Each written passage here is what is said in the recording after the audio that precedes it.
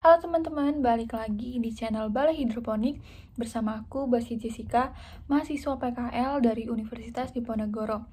Nah, pada video kali ini, aku akan menjelaskan bagaimana cara peningkatan atau upaya yang dapat dilakukan untuk meningkatkan produktivitas tenaga kerja. Untuk tahu selengkapnya, simak videonya ya.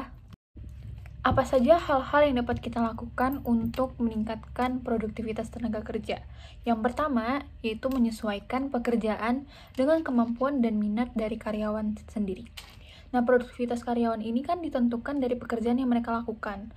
Seorang karyawan akan sulit bekerja secara produktif jika mereka diminta untuk melakukan pekerjaan yang tidak sesuai dengan kemampuan dan minatnya. Cara kedua yang bisa kita lakukan adalah dengan memberlakukan sistem reward and punishment. Reward and punishment ini juga dianggap sebagai metode yang cukup efektif untuk meningkatkan motivasi kerja, sekaligus juga untuk mengedukasi karyawan atau tenaga kerja. Reward yang diberikan bisa berupa kenaikan gaji, pemberian bonus dan komisi, kenaikan jabatan, maupun pemberian sertifikat bagi karyawan-karyawan yang berprestasi. Nah, sementara punishment ini yang diberikan bisa berupa penurunan gaji atau jabatan, atau juga penambahan jatah lembur bagi karyawan-karyawan yang melanggar peraturan.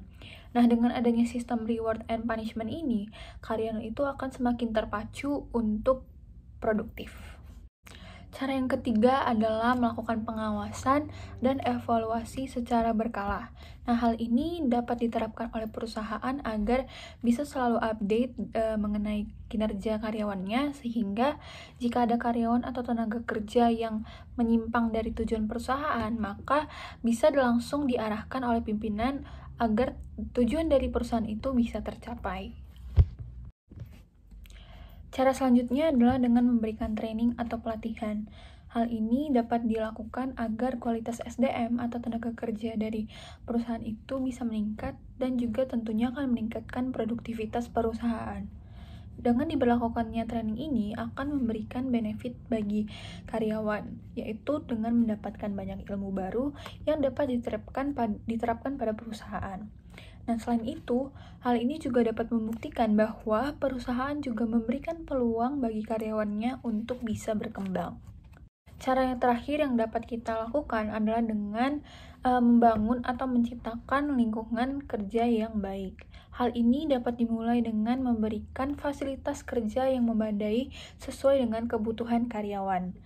Lengkapnya fasilitas kerja di suatu perusahaan ini tentunya akan berkaitan atau mempengaruhi kinerja karyawan itu sendiri. Nah, sekian penjelasan dari aku mengenai upaya atau hal-hal apa yang dapat kita lakukan untuk meningkatkan produktivitas tenaga kerja. Semoga video ini bermanfaat dan sampai jumpa.